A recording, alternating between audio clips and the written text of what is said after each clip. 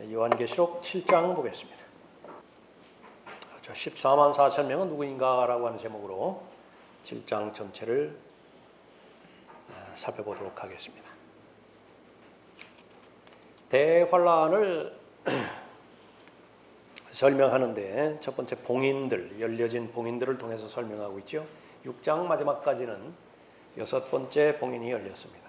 7번째 봉인이 열리는 곳은 요한계시록 8장 1절이기에 7장에는 어떤 봉인도 나오지 않습니다. 그렇기 때문에 요한계시록 7장은 삽입장이라 그렇게 부르는 이유가 있는 것이죠. 요한계시록 7장에 그 유명한 14만 4천 명이 등장하고 있습니다. 마귀가 이 죄인들이 하나님의 진리의 지식에 이르지 못하게 방해하는 가장 강력한 방법 가운데 하나는 유대인의 위치를 잘못 놓게 하는 것입니다. 그것이 최고의 무기예요. 유대인의 위치를 잘못 설정하게 만드는 것입니다. 그렇게 함으로 인해서 다른 경륜에 속한 진리를 지금 이 시대의 교회 시대의 진리로 가져오게 해서 믿게 만드는 것이죠. 그렇게 해서 거의 대부분의 이단들이 시작이 되는 것이고 또 그 이단들의 누룩에 의해서 거의 대부분의 사람들이 다 믿음이 형성하지 못하게 되는 것입니다. 자, 1절부터 3절까지 대환란에 관한 그런 그 설명을 보고 있습니다. 이 일들 후에 내가 보니 네 천사가 땅의 네 모퉁이에 서서 땅의 사방에서 부는 바람을 붙잡아 그 바람이 땅에나 바다나 어떤 나무에도 불지 못하게 하더라. 또 내가 보니 다른 천사가 동쪽에서 올라오는데 살아계신 하나님의 인장을 가지고 있더라. 그가 땅과 바다를 손상시킬 권세를 받은 네 천사에게 큰 음성으로 소리질러 말하기를 우리가 우리 하나님의 종들인 그들의 이마에 인장으로 표시할 때까지 땅이나 바다나 또는 나무들을 손상시키지 말라고 하더라. 6장 마지막에서 볼 때 6째 봉인이 열릴 때에 그때도 대환란 시대의 끝이 어떤 상황인지 설명이 되었었죠. 1000채 이상이 있었습니다. 땅의 왕들과 위대한 자들, 부자들, 대장들, 힘 있는 자들, 모든 종과 모든 자유인이 숨기 위해서 토굴로, 바위 밑으로, 산들로 그렇게 숨어 들어가죠. 어린 양의 진노의 날 임하였다라고 그렇게 부르짖으면서 어린 양의 진노 앞에 누가 감히 설 수 있으리요? 그렇게 외치죠. 설명입니다. 또 7장에서도 똑같은 사건을 그렇게 설명하고 있는 것이 1절부터 3절까지의 그 부분입니다. 그런데 그 메시지는 우리가 우리 하나님의 종들인 그들의 이마에 인장으로 표시할 때까지 땅이나 바다나 또는 나무들을 손상시키지 말라 그렇게 언급하고 있죠. 4절부터 8절까지 나오는 이 14만 4천 명이 하나님의 종들이라고 불리고요. 이마의 인장으로 표시할 대상들입니다.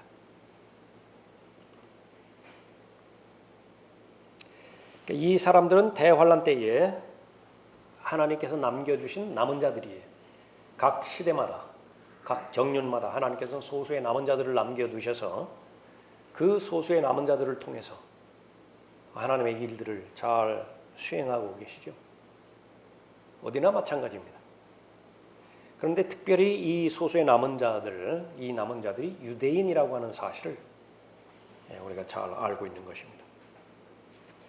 4절부터 8절까지 이스라엘의 12지파에서 12,000명씩 합해서 14만 4천 명의 유대인들 복음 전도자들이죠. 이 이마 위에 천사가 또 인장으로 표시를 하는 장면입니다. 4절에 또 내가 인장으로 표시를 받은 자들의 숫자를 들었는데 이스라엘 자손의 모든 지파에서 14만 4천 명이 인장으로 표시를 받았더라. 유다 지파에서 1만 2천 명이 인장으로 표시를 받았고 루벤 지파에서 1만 2천 명이 인장으로 표시를 받았고 갓 지파에서 1만 2천 명이 인장으로 표시를 받았고 아셀 지파에서 1만 2천 명이 인장으로 표시를 받았고 납탈리 지파에서 1만 2천 명이 인장으로 표시를 받았고 므낫세 지파에서 1만 2천 명이 인장으로 표시를 받았고, 시몬 지파에서 1만 2천 명이 인장으로 표시를 받았고, 레위 지파에서, 이 레위 지파는 특이한 지파죠. 12지파에 속하지 않았던 지파인데 대환란 때는 레위 지파가 12지파에 속하는 것입니다.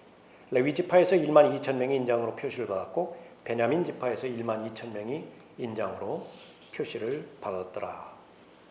그래서 이 요셉 지파하고 또 레위 지파가 이렇게 추가가 된 것을 볼 수 있습니다. 그 대신에 단 지파가 사라졌고요, 에프라임 지파가 여기에 사라졌습니다.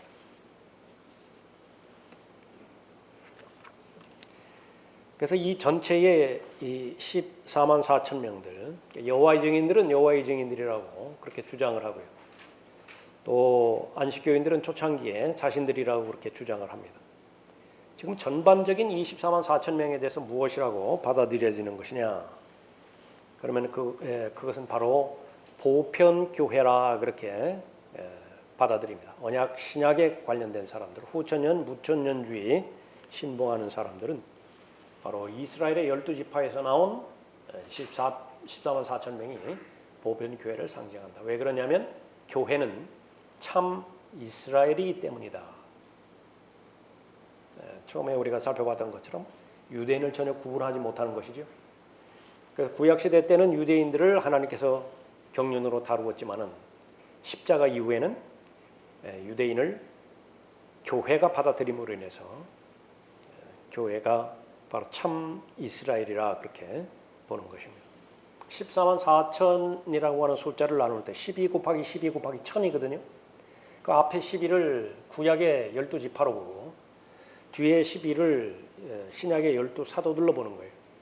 그리고 1000이라고 하는 것은 무한수를 말하는 것이고요. 그래서 결론을 내기를 구약과 신약의 전체 교회를 대표한다. 구약에는 교회가 없음에도 불구하고 이 사람들은 그것을 모르는 거예요. 전체 교회를 나타낸다. 그렇게 말하는 것입니다. 그렇기 때문에 교회는 대환란을 통과한다고 그렇게 보고요. 이 14만 4천 명이 구원받는 방법은 목배임 당해서 죽는 길, 죽음으로 인해서 구원받는 것인데 거기에는 믿음뿐만 아니라 믿음과 행위가 있어야 구원이 이루어지죠. 그것이 그리스도인이라고 주장하는 것입니다. 그런데 이 사람들이 가지고 나온 것은 모두가 성경을 가지고 나오니 무지한 그리스도인이라고 하는 사람들은 가르쳐주는 대로 믿을 수밖에 없어요. 가르쳐주는 대로 배울 수밖에 없는 것이죠. 신천지가 아무것도 없는 데서 갑자기 툭 튀어나와가지고서 14만 4천을 얘기하는 것이 아닙니다. 이 14만 4천에 대해서 신천지의 그 교리를 주장하는데 과연 그러면은 자신들이 정통적인 교회라고 주장하는 인정하는 사람들, 다시 말하면 장로교회라든지 감리교회라든지 성결교회라든지 그러니까 어떻게 무슨 근거로 해서 그 신천지의 교리를 막아낼 수 있는 것이냐? 없어요. 막아내질 못해요.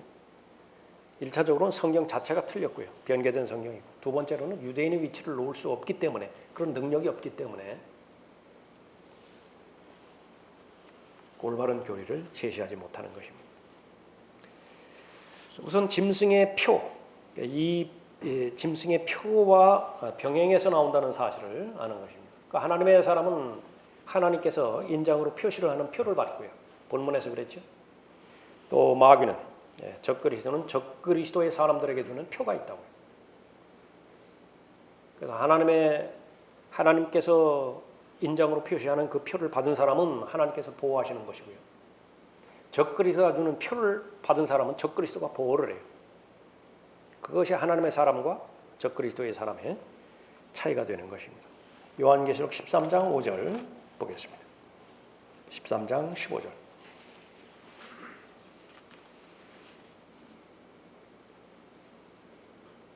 또 그가 짐승의 형상에게 생명을 주는 권세를 받아 그 짐승의 형상으로 말도 하게 하고 그 짐승의 형상에게 경배하지 아니하는 자는 다 죽이도록 하니라. 그가 모든 자 즉 작은 자나 큰 자 부자나 가난한 자 자유자나 종이나 그들의 오른손이나 이마에 표를 받게 하고 특정 부위가 있죠. 오른손이나 이마에 표를 받게 하고 그 표나 그 짐승의 이름이나 그의 이름의 숫자를 지닌 사람을 제외하고는 아무도 사거나 팔 수 없게 하더라. 이 숫자를 받은 사람은 적그리스도가 보호하는 것입니다. 그러니까 매매를 가능하게 열어준다고 말해요. 그러나 이 표를 받기를 거부했다고 한다면 근원적으로 살지 못하게 만들어버린 거예요. 지혜가 여기에 있으니 지각이 있는 자는 그 짐승의 숫자를 헤아려보라. 그것은 한 사람의 숫자이니 그의 숫자는 666이니라. 역시 마찬가지로 유대인의 경륜을 잘못 두는 경우에는 지금 666을 받지 말라고 외치는 것이죠. 지금은 아무 상관이 없어요. 교회가 휴거되지도 않았고 또 대환란이 이루어지지도 않은 것입니다. 14장 9절에 셋째 천사가 그들을 따라가며 큰 음성으로 말하기를 누구든지 그 짐승과 그의 형상에게 경배하고 그의 표를 자기 이마나 손에 받는다면 그 역시 하나님의 진노의 포도주를 마시게 되리니 그것은 그의 진노의 잔에 혼합하지 않고 부은 것이니라. 또 그 사람은 거룩한 천사들의 면전과 어린 양의 면전에서 불과 유황으로 고통을 받으리니 그 고통의 연기가 영원 무궁토록 올라가리라. 그 짐승과 그의 형상에게 경배하고 그의 이름의 표를 받는 자는 누구든지 밤낮 쉼을 얻지 못하리라. 여기에 성도들의 인내가 있으며 여기에 하나님의 계명들과 예수의 믿음을 지키는 자들이 있느니라고 하더라. 그래서 12절에서 구원받으려면 절대적으로 짐승의 표를 받으면 안 돼요. 지금까지 잘 믿다가도 짐승의 표를 한 번 받았다고 한다면 즉시로 지옥에 가는 것입니다. 회개할, 돌이킬 기회가 주어지지 않아요. 그래서 끝까지 견뎌야 됩니다. 환난 성도들이 구원받기 위해서는. 그래서 14장 12절에 있는 것처럼 성도들의 인내가 있다 그렇게 말하죠. 두 가지로 나옵니다. 하나님의 계명을 지키는 것과 예수의 믿음을 지키는 자들이라 언급하고 있죠. 교회 시대의 그리스도인들이 아니에요. 믿음으로 말미암아 은혜로 구원받는 그런 대상이 전혀 아니라라고 하는 사실입니다. 16장 2절에서도 그러므로 첫째가 가서 자기 호리병을 땅에 쏟으니 그 짐승의 표를 가진 자들과 그의 형상에 경배한 자들 위에 악취가 나는 심한 헌대가 생기더라. 문둥병은 다시 재발할 거예요. 구약에서 저주받은 병인 문둥병은 대환란 때에 다시 재발하게 될 것인데 누구에게 그 재앙이 내려지는 것인가? 바로 그 짐승의 표를 가진 자들이라, 짐승의 형상에게 경배한 자들이라 언급하고 있죠. 그래서 적그리스도의 사람들은 이마나 표를 받게 되어지는 것이고요. 요한계시록 7장 본문에 나오는 하나님의 사람들, 하나님의 종들이지요. 대환란 때 14만 4천 명의 유대인 복음자들 위에 이마 위에 그 표를 받게 되어지는 것입니다. 그 성경에서 말하는 남은 자들 몇 가지가 나와 있죠. 아합의 때에 바알에게 무릎 꿇지 않은 7천 명이 있었어요. 열왕기상 19장 18절에 엘리야는 이 사실을 몰랐죠. 자기 혼자만 남은 줄 알았어요. 그런데 하나님께서 말씀해 주셨을 때 우상 숭배, 바알에게 무릎 꿇지 않은 자가 7천 명이나 남아 있었다. 다 포로로 잡혀가는 기간 동안에 지극히 소수이지만은 남은 자들이 있었죠. 다니엘과 에스겔 같은 선지자였습니다. 또 사드락과 메삭과 아벳느고 같은 사람들이 남은 자들이었어요. 예수님께서 초림하실 때에 목동들이 있었습니다. 또 거기에 요셉이 있었죠. 마리아가 있었죠. 시므온과 안나와 같은 사람들이 예수님 당시에 남은 자들이었습니다. 교회 기간에 남은 자들이 있습니다. 로마서 11장 4절에서 6절에 있는 것처럼 구원받은 유대인들이에요. 교회 시대의 남은 자들이고요. 지금 본문에 나와 있는 대환란 때의 남은 자들이 있습니다. 적그리스도에게 무릎 꿇지 않을 14만 4천 명입니다. 아합의 왕 때에 바알에게 무릎 꿇지 않은 7천 명이 있었다고 한다면 대환란 때에 적그리스도에게 무릎 꿇지 않을 14만 4천 명이 있는 것입니다. 그런데 여기에 이 14만 4천 명이 인장으로 표시를 받았다고 해서 봉인되는 것이거든요. sealed, 그것은 에베소서 1장 13절 이후에서 나오는 바로 이 인침을 받는 것과 똑같은 말인데 그 내용은 전혀 다릅니다. 그리스도인이 인침을 받는 것하고 성령으로 말미암아서 인침을 받는 것하고 또 여기 요한계시록 7장에 나와서 이 인장으로 표시받는 것하고 그거는 전혀 다른 것입니다. 여기에 나와 있는 14만 4천 명은 이마 위에 도장이 찍는 것을 보는 것이죠. 그래서 모든 사람이 다 볼 수 있습니다. 그러나 그리스도인은 볼 수가 없죠. 누가 그리스도인이고 아닌지 그것을 알지를 못합니다. 그래서 이 대환란 때의 14만 4천 명은요, 공개적인 사역을 하는 사람이에요. 숨어서 믿는 그리스도인 같은 것은 없습니다. 그래서 비밀리에 믿음을 간직하여 숨어서 예수 그리스도를 따르는 자들이 아니라 드러내놓고 공개적으로 예수 그리스도를 증거하는 것이죠. 그렇기 때문에 다 목배임을 당하는 것입니다.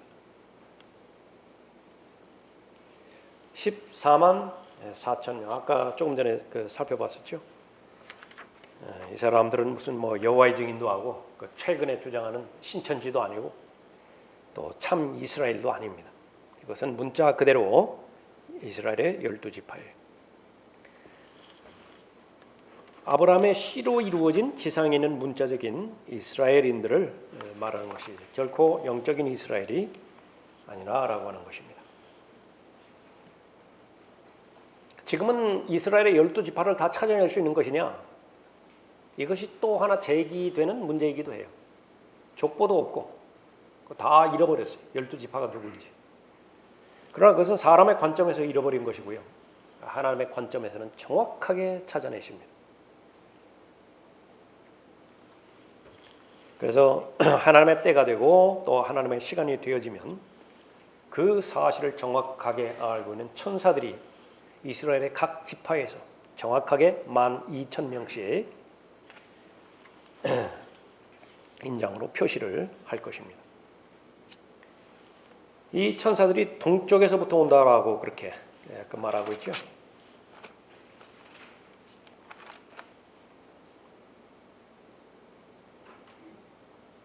7장 2절에서 또 내가 보니 다른 천사가 동쪽에서 올라오는데 살아계신 하나님의 인장을 가지고 있더라. 그래서 우리가 우리 하나님의 종들인 그들의 이마에 인장으로 표시할 때까지 땅이나 바다나 또는 나무들을 손상시키지 말라. 그렇게 외치죠. 이 동쪽으로 올라온다, 동쪽에서 올라온다라고 하는 사실은 말라기 4장 2절에서 이미 암시가 되었던 방향입니다. 그러나 나의 이름을 두려워하는 너희에게는, 이때는 모두가 다 예수 그리스도를 두려워하는 하나님의 종들이, 너희에게는 의의 태양이 그의 날개에 치유를 가지고 솟아오르니, 의의 태양, 예수 그리스도시죠. 메시아입니다. 태양은 어디에서 떠오르죠? 동쪽에서 떠오른다. 그리하면 너희는 나가서 외양간의 송아지들처럼 자라리라 그랬습니다. 그래서 이스라엘의 택함 받은 자들, 하나님의 종들은 예수 그리스도의 이름을 두려워하는 자들입니다. 이것은 마치 초림 때에 메시아를 기다렸던 시므온과 안나처럼 똑같은 그런 마음의 자세와 태도를 가지고 메시아를 기다리는 사람들이죠.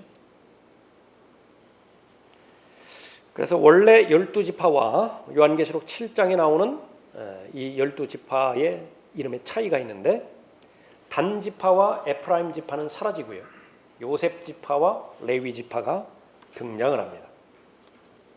본래 레위 지파는 제사장 직분을 맡은 지파로서 다른 지파들과 분리되었었죠. 그런데 여기에는 레위 지파가 12 가운데 하나로 포함이 되어지는 것입니다. 단지파와 에프라임 지파가 왜 사라졌는 것인가? 그 우상 숭배 때문에 그렇습니다. 거기는 찾아보죠. 신명기 29장 18절에.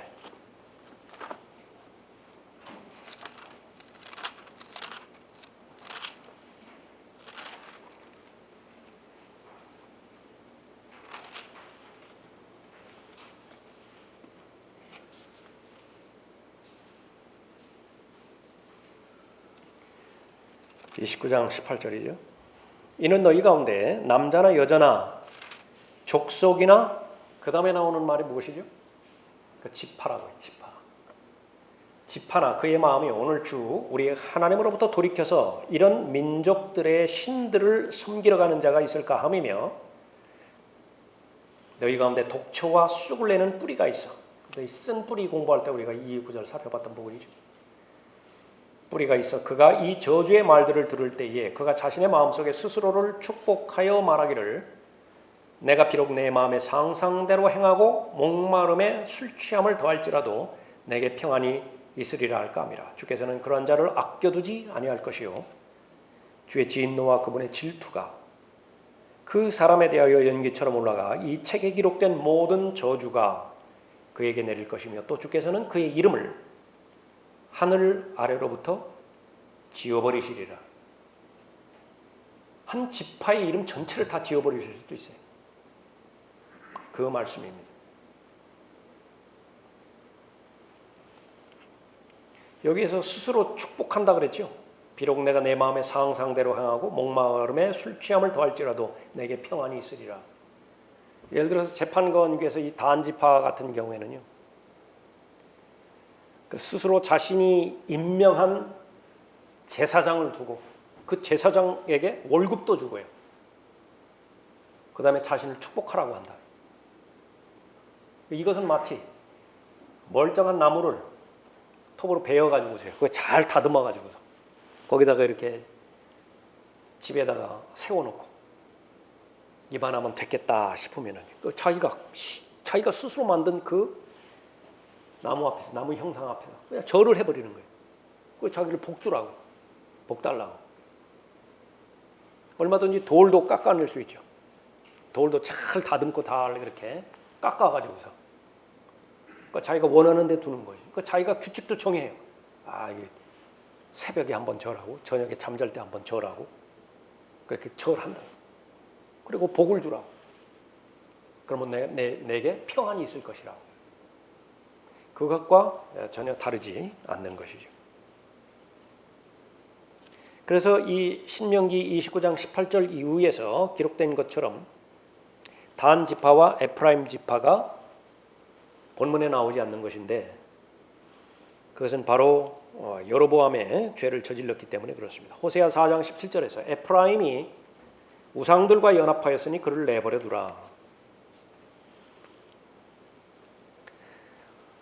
송아지를 만들어서 우상을 섬겼는데 하나는 단에 두고 하나는 베델에 두었죠.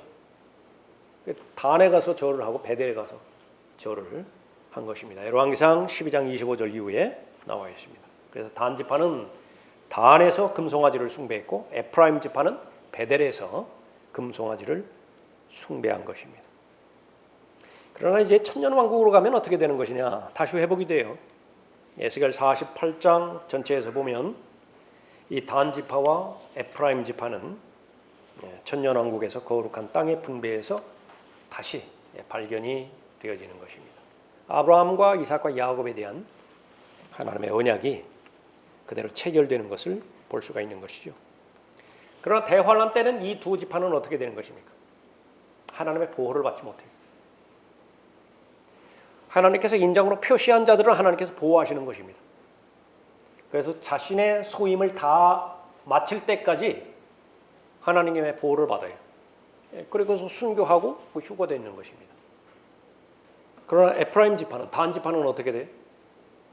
그 무서운 전무후무한 대환란의 두려움, 공포의 기간 가운데서 전혀 하나님의 보호하심을 받지 못하는 것입니다. 이것은 그리스도인들도 마찬가지죠. 그리스도인이 하나님의 보호를 받기 위해서는 하나님의 은혜 아래 머물러 있어야 돼요. 하나님의 진리 안에 머물러 있어야 되는 것입니다. 진리에 대해서는 전혀 관심도 없고 또 은혜에 대해서는 육신의 정욕과 안목의 정욕과 생의 자랑을 잘 충족시켜주는 것을 은혜로 오용해버린 지 오래돼버렸어요. 기분 좋은 것을 은혜로 착각해버린 거죠. 그것은 더 이상 하나님의 은혜도 아닙니다. 은혜에는 반드시 목적이 있어요. 은혜에는 구원해 줄 목적이 있고요. 그 은혜가 아니면 구원받지 못해요. 그 은혜는 죄로부터 성별해 줄 수 있는 능력이 있다고요. 그러니까 그 은혜가 아니면 죄로부터 자유롭지를 못하다고요.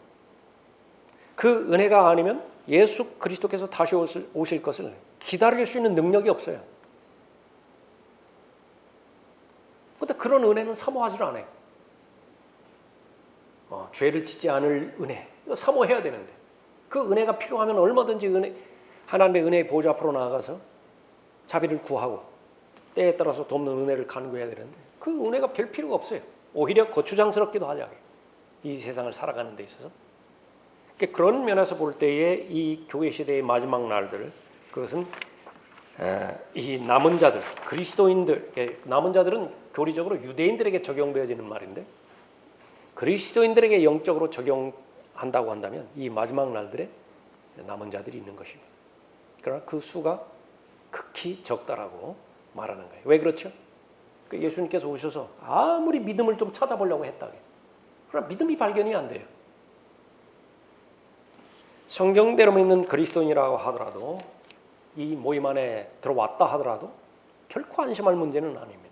하나님께서는 집단으로 평가하지 않으시기 때문에 그렇죠. 개인별로 평가를 해야 되는 거예요. 내가 죽은 믿음이 아니라 산 믿음을 입증할 수 있는 것인가? 성경 어디를 공부하든지 어디를 살펴보든지 개인에게 깊은 마음의 깊은 곳까지 잘 성찰할 수 있어야 되겠죠. 다시 본문으로 가서 환란 시대의 이방인 성도들이 나옵니다. 이제 유대인 성도들이 하나 우리가 살펴봤고요. 14만 4천 명에 대해서 구원받은 큰 무리인 이방인 성도들이 나옵니다. 9절에 보시면 이 일 후에 내가 보니 보라 모든 민족들과 족속들과 백성들과 언어들에서 온 아무도 셀 수 없는 큰 무리가 흰옷을 입고 그들의 손에는 종려나무 가지를 들고 보좌 앞과 어린 양 앞에 서서 큰 음성으로 소리질러 말하기를 구원이 보좌에 앉으신 우리의 하나님과 어린 양에게 있도다라고 하더라. 또 그 보좌와 장로들과 그 짐승 주위에 둘러선 모든 천사가 그 보좌 앞에 얼굴을 대고 엎드려 하나님께 경배드리며 말하기를 아멘. 찬송과 영광과 지혜와 감사와 존귀와 권세와 능력이 우리 하나님께 영원 무궁토록 있나이다. 아멘 하더라. 이 무리들을 교회로 보는 사람들도 많이 있습니다. 그러나 절대로 이 무리들은 교회가 아니에요. 교회는 이미 휴거되었고 지금 현재는 대환란을 통과하는 중이죠. 교회는 어떤 형태로든지 대환란을 통과하지 않습니다. 환란 중간에도 통과하지 않고 환란 후에도 통과하지 않는 것입니다. 데살로니가전서 4장 18절에서는요. 이러한 말로 서로 위로하라 그렇게 휴거에 관련된 문맥에서 결론을 내죠. 그럼 위로라고 하는 말은 무슨 말이냐? 대환란에 있을 하나님의 진노를 통과하지 않는다 그 말입니다.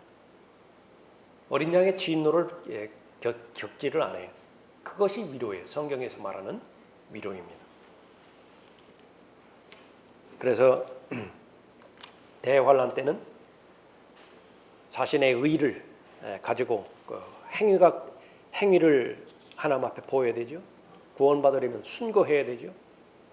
그런 근거에서 구원을 받는 대상인데 그런 상황에 놓여 있다고 한다면 그 상황을 위로라고 할 수가 없어요. 그것은 아주 처절한 상황이기 때문에 그렇죠. 짐승의 표를 받으면 구원을 잃어버릴 수 있는 상황이에요. 아주 두렵고 무서운 상황이죠. 그런 상황에 직면하는 것을 위로라, 하나님의 위로라 그렇게 결코 볼 수 없는 것이죠. 그래서 이 요한계시록 7장 전체에서 구원받은 대상이 크게 두 그룹으로 나누어지는 것입니다. 유대인 무리가 하나 있고 이방인 무리가 하나 있죠. 12지파로 제시되는 유대인 그룹이 있고 4절에서 8절까지 9절부터 17절까지 있게 되는 이방인 그룹이 있습니다. 두 그룹 다 하나님의 교회가 결코 아니에요. 하나님의 교회는 이 두 무리와는 아무 상관이 없게 되는 것입니다. 자, 대환란 때에 행위에 의한 구원에 대해서 14절부터 기록하고 있습니다. 13절부터 그때 장로 가운데 한 사람이 대답하여 나에게 말하기를 흰옷을 입은 이 사람들이 누구며 어디에서 왔느냐 하기에 내가 그에게 말씀드리기를 주여 당신이 아시나이다 하니 그가 내게 말하기를 이들은 대환란에서 나온 사람들이며 자기들의 옷을 씻어 어린 양의 피로 희게 하였느니라. 행위를 말하는 것입니다. 그러므로 그들이 하나님의 보좌 앞에 있으며 그의 성전에서 섬기고 보좌에 앉으신 분께서 그들 가운데 거하시리라.